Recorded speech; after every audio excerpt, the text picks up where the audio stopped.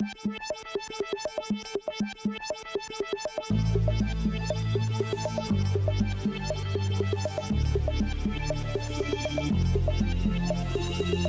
watching Public Report, a public affairs presentation of KTBW. The opinions expressed in this program do not necessarily reflect the views of the Trinity Broadcasting Network.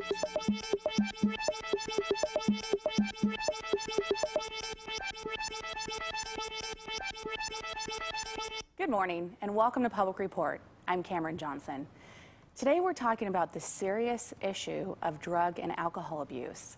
We're here with Frank Couch, the program director, and Jamie Weber, the community outreach coordinator of the Science and Management of Addictions. Thank you both for being here with us today. Thanks for having us. Let's just get right into what alcohol addiction is. Yeah, absolutely.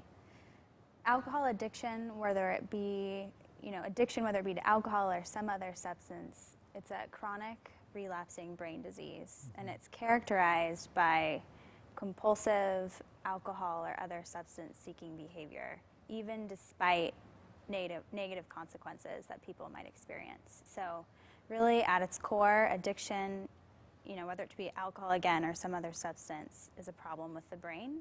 And any behaviors that we see are symptoms of that brain problem. Okay. Yeah. Are there different variations of addiction, or is a blanket statement if what variation is always an addiction? How does that work? That's a really good question.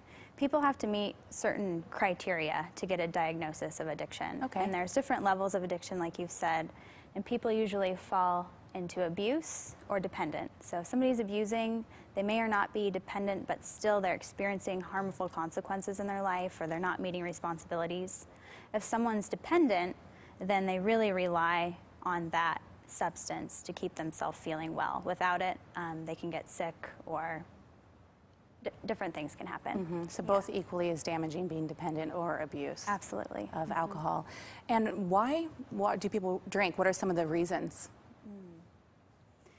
People start out drinking for lots of different reasons. I think for a lot of people, it's innocent in the beginning. It's a part of our culture. We see it at every football or baseball game we go to. It's on TV all the time. So it's really a rite of passage for some people, maybe when they turn 21 or before that for some others. So it starts out innocent, but depending on maybe your family environment, or if this disease runs in your family, it can become a problem quickly, depending on who you are.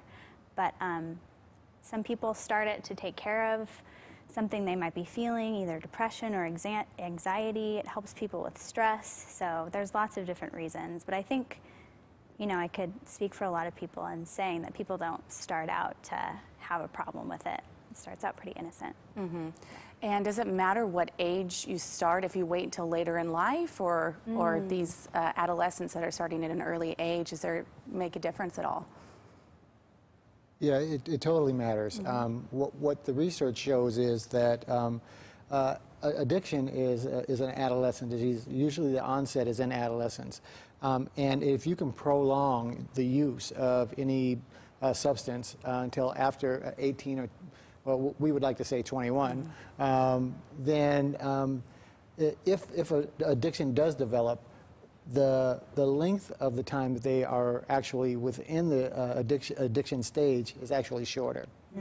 When they start younger, they usually don't get well until they're about 34.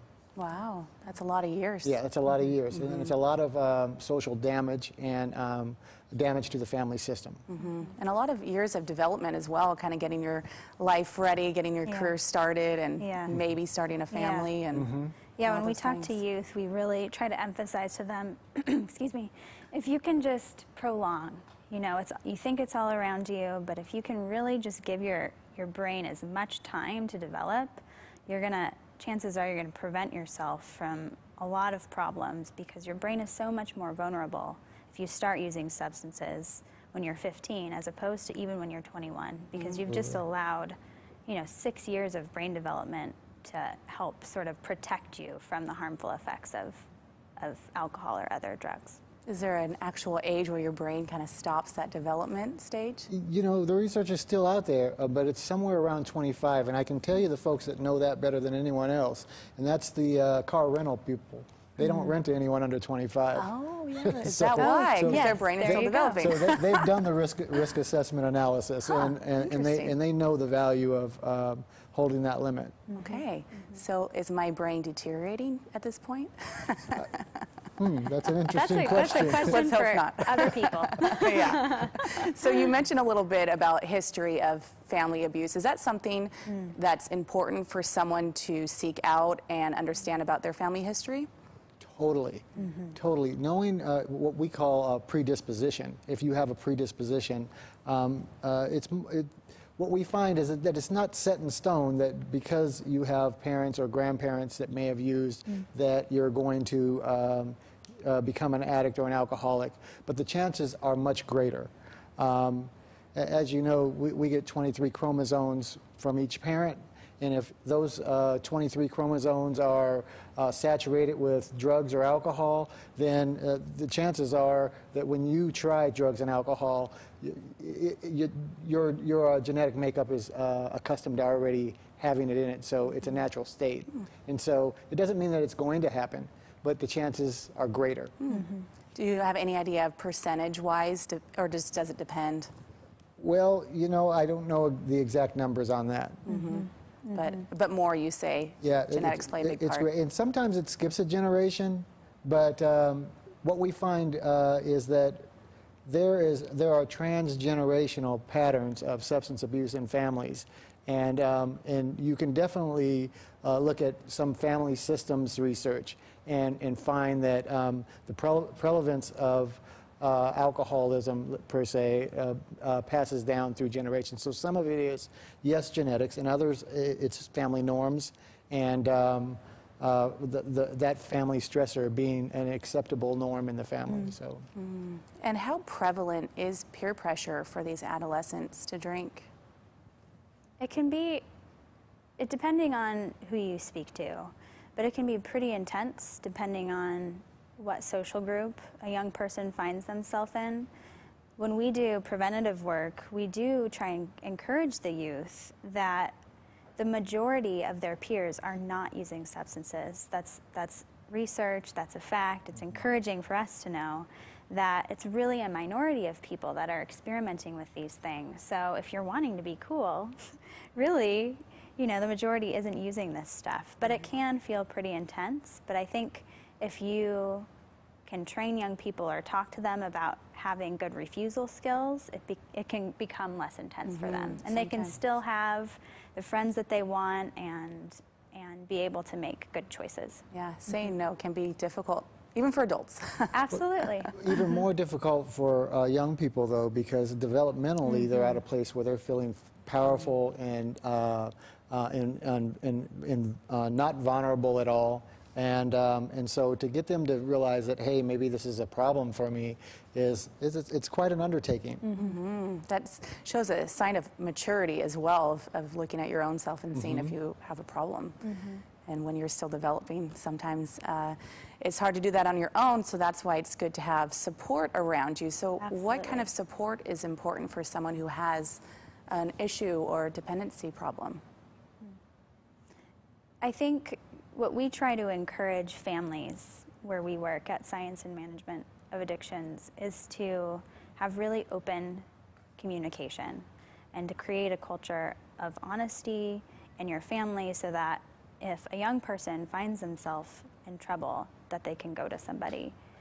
I think it's also important for parents to know that despite some of these negative things that might happen to their child once they start using, that there's still a lot of positive things that young people do who try alcohol and other drugs. And so to keep things positive, and you know, we just try to train parents to influence the people they're raising, these young children, in a positive way and keep it loving.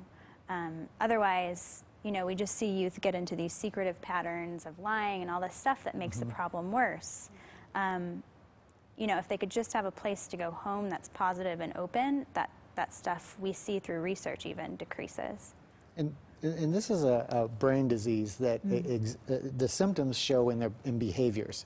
And so there's a lot of stigma around this because, you know, why can't they stop? Why don't they stop? They're just having bad behaviors. But really, a lot of them can't stop. They don't know that they should stop, and they don't really understand that their brains have been altered in a way that they're actually craving the chemical, and so when they start lying, stealing, and all these other negative behaviors, these are all just symptoms of the disease, and that's not our adolescent. Our adolescent without the drugs and alcohol, those are those kids that, you know, we took to soccer practice, that we took to Little League, and those kids, those are the ones that are still in there, but they're masked by that behavior. So the behaviors to watch out for that might be a sign of dependency or abuse is lying, just changes in behavior. Yeah. What else? Change of friends, slippage in grades, not showing up for family events the way that they used to. It's pretty noticeable if you're... Sorry. Yeah, it's pretty noticeable if you're paying attention. Changes in sleep patterns, if they're sleeping a lot less or a lot more. Changes in what they're eating. If you're finding little wrappers from drugstores that you've never seen before. I mean, it's just, there's a lot of really great cues that maybe would be easy to ignore if you just, because a lot of the stuff too is like typical teenager behavior, you know, the attitude, the lying, all that stuff. Like, I did that, and I never used drugs or alcohol.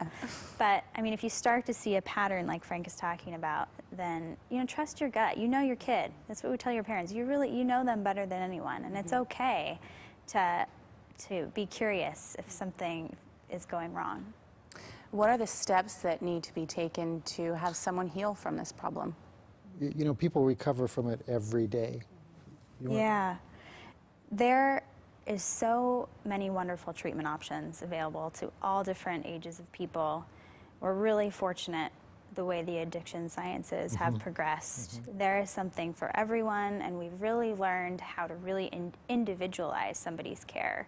And it can feel really isolating, as Frank talks about, because of the stigma, because people might feel embarrassed about their child or their loved one having this problem, but there are so many wonderful phone numbers people can call. You just go online and Google it, and somebody is really a phone call away to talk you through this process. And there's so many options available that nobody has to do this alone. Absolutely not. So the key is getting support and help. Absolutely. Yeah. Do you have a hotline of your own or a website?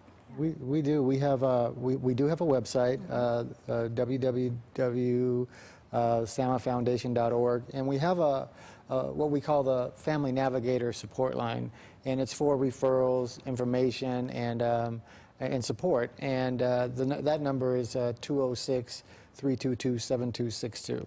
Okay, great. So go online at SAMA-TBN.org and call the phone number if any loved ones in your lives are having problems, to go get help and support, and those are the keys to the road of recovery. Yeah. Great. Absolutely. Well, we're going to take a quick break. Thank you so much for sharing all the information about alcoholism and how to prevent it and how to provide support for people that have it.